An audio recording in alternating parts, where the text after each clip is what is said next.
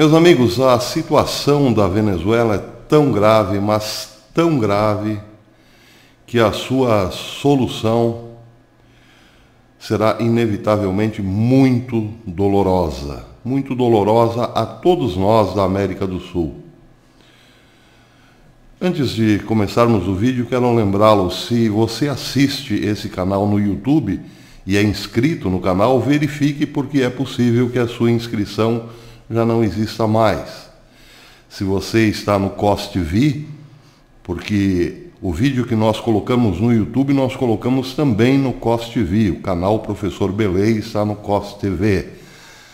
Se você é inscrito no COS TV, tem o seu canal no COS TV e é inscrito no canal Professor Belei, não esqueça de deixar o seu like, porque o COS TV paga para você dar like, paga para você comentar, e a cada 1 minuto de vídeo assistido, o COS TV também paga 20 POPs, a moeda interna do canal.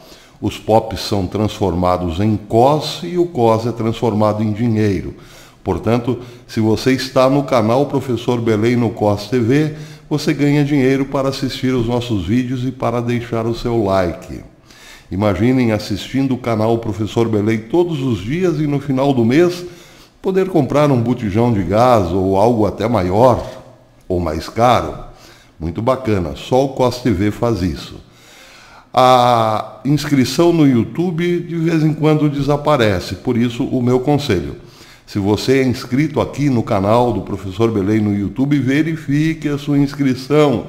Deixe o seu like, inscreva-se novamente, ou se caiu por aqui de paraquedas, gostou do canal, inscreva-se e deixe o seu like. Bem, vamos às notícias preocupantes.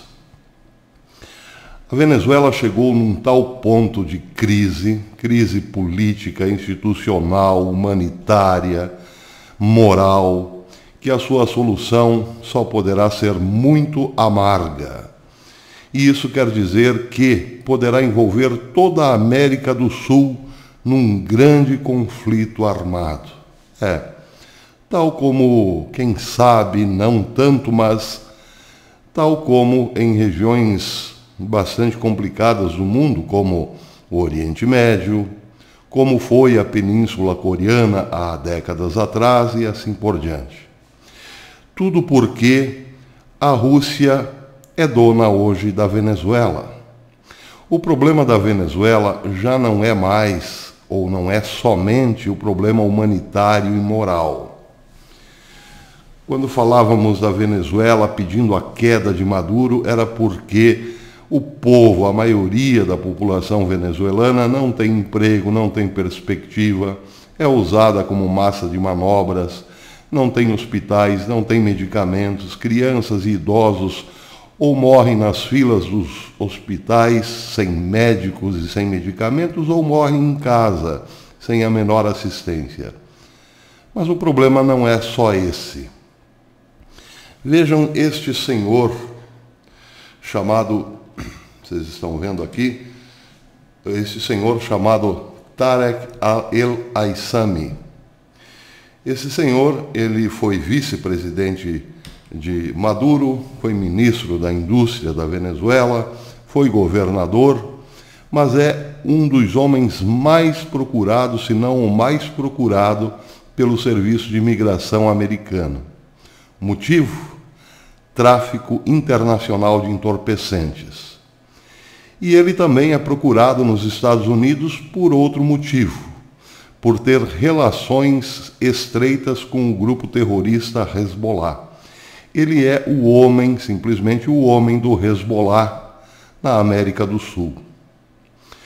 Bem, esse senhor, um dos mais procurados do mundo, está à frente hoje da Companhia Estatal Petroleira Venezuelana, a PDVSA.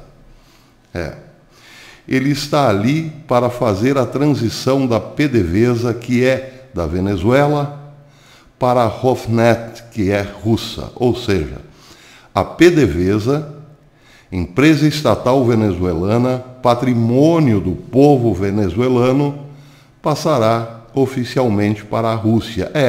Será comprada por Vladimir Putin. É a única fonte de renda do governo Maduro, é a única forma de subsistência deste regime, mas está falida. E para continuar sustentando economicamente esse regime, terá que ter algum lucro.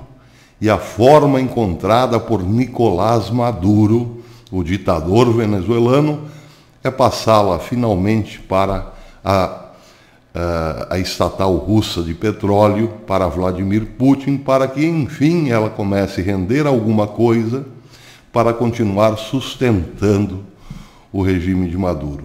Bem, isso implica em duas coisas. A Rússia se tornará definitivamente dona da Venezuela. Portanto, ela terá todo o direito, segundo o pensamento de Vladimir Putin, de defender os seus interesses, os seus negócios e o seu território belicamente, como tem feito na Síria em relação a Bashar al-Assad. Bashar al-Assad, para sustentar-se no poder, entregou a Síria para a Rússia. Nicolás Maduro, para sustentar-se no poder, está entregando a Venezuela para a Rússia. Portanto, isso dá direito à Rússia, segundo Vladimir Putin, de fixar residência no país. Quer dizer, colocar as suas tropas no país, as suas armas, os seus tanques, os seus mísseis e os seus aviões. Bem, em relação a esse senhor que eu mostrei para vocês, Tarek El-Aissami, ele é sim o responsável pelas toneladas de cocaína que chegam na Europa ou nos Estados Unidos. Ele é o articulador do grande tráfico de entorpecentes. Bem, com a compra da PDVSA pelos russos, os petroleiros russos certamente levarão também uma grande quantidade do produto em seus porões, em seus tanques, diretamente para a Europa, sem intermediação de ninguém. Pois é, será instituído, portanto, o tráfico internacional oficial e regular de drogas para a Europa. Assim que a PDVSA passar para a mão dos russos, estará definitivamente liquidado o processo. O tráfico de entorpecentes agora é oficial e pertence à Rússia declaradamente, sem intermediação de máfias ou baldeações do produto em esquinas da vida. Não, o produto terá uma rota e fim de papo. Uma rota oficial e fim de papo. Tudo isso hoje é pensado com muita preocupação, é visto com muita preocupação pelo Pentágono, pelo Departamento de Estado norte-americano, pelo Departamento de Defesa, mas principalmente pelo presidente americano Donald Trump, que não foi por acaso, fez questão da presença de Juan Guaidó no discurso do Estado da União. Bem, aí começa outro problema. Juan Guaidó tem andado pelo mundo, expondo as mazelas e os perigos decorrentes do regime despótico de Maduro. E organizou e anunciou agora para o dia 10 de março uma grande manifestação popular em direção, em Caracas, ou em toda a Venezuela, melhor dizendo, mas em Caracas, uma caminhada de todos os bairros em direção à Assembleia Nacional, o que colocará desnudo novamente o grande conflito que existe hoje entre o regime despótico de Maduro e a esmagadora maioria da população. Bem, Maduro está tentado a prender Juan Guaidó. Só não o fez ainda porque não recebeu o sinal verde da Rússia. Porque provavelmente a Rússia ainda não colocou lá na Venezuela todo o seu armamento capaz de defender o país de uma intervenção norte-americana. Mas tem feito terrorismo em relação aos parentes de Guaidó, como por exemplo um tio de Juan Guaidó que está preso. A situação realmente está muito tensa. Quem sabe o destino mesmo da Venezuela seja traçado a partir do dia 10 de março, uma terça-feira. Está logo aí. Bem, outro problema em relação à Venezuela, já que a Rússia está oficialmente na Venezuela e mandando na Venezuela, é saber como deverão agir países fronteiriços quando de fato os conflitos pesados começarem a acontecer. O Brasil precisa urgentemente dar-se conta de que o problema é gravíssimo e se preparar para isso. É claro que o Brasil está fazendo isso, mas estou falando também em relação à população. O governo brasileiro precisa sim alertar a população, principalmente as fronteiriças, de que o problema com a Venezuela é gravíssimo. E amanhã depois poderemos estar sim envolvidos num conflito militar pesado. Daí porque a importância da nossa relação com os Estados Unidos ser a mais franca, aberta, clara e intensa possível. E daí porque entendemos também a grande articulação interna da esquerda, que é internacional, não só interna, da interna com a internacional, para derrubar Bolsonaro. Não é preciso dizer aqui que a esquerda é unida e está numa luta feroz para derrubar Bolsonaro, para que o Brasil mude politicamente a sua relação com a Venezuela russa. Isso todo mundo já sabe, evidentemente. Bem, o que podemos esperar nesse cenário? Uma intervenção pesada dos Estados Unidos nesse momento? É possível. As cartas estão na mesa. A Rússia já está lá, mas ainda com um contingente ainda não muito grande. O que poderá acontecer, também uma das possibilidades, é que o problema seja adiado pelos Estados Unidos até as eleições e esse seja um tempo suficiente para a Rússia armar-se definitivamente na Venezuela.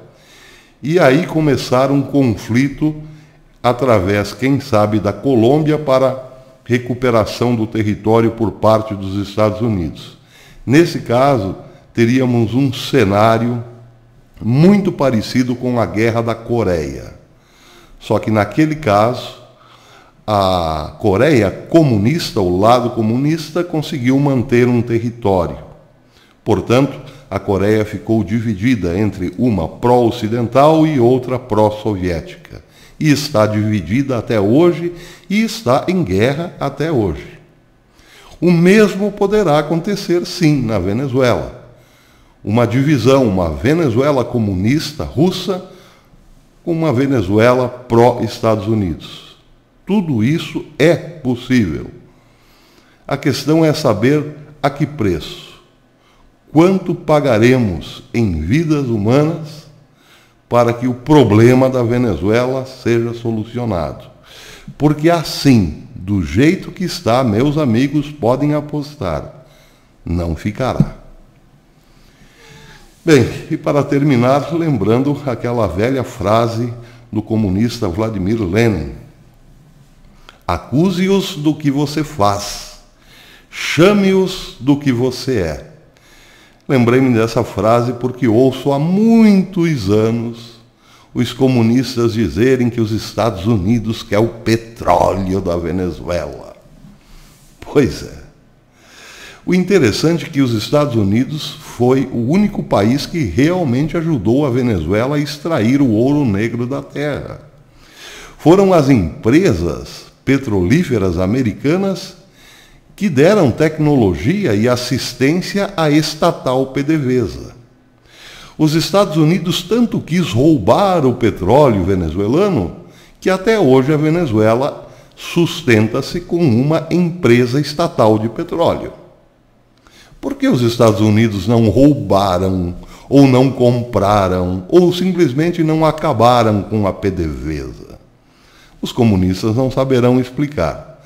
Agora, bote outro comunista no poder e aí sim essa estatal, que nunca foi acabada, roubada pelos americanos, passará definitivamente para a mão dos russos. Não são os americanos que querem o petróleo venezuelano. Os americanos compram o petróleo venezuelano. Quem realmente quer o petróleo venezuelano é aquele que realmente terá o petróleo americano. Vladimir Putin e o estigma da velha União Soviética. Está tudo aí de volta. Aliás, quem acha que estamos entrando na Guerra Fria, meus amigos, a guerra já está ficando quente. Nós já entramos na Guerra Fria há um bom tempo. Que Deus nos ajude. Até depois.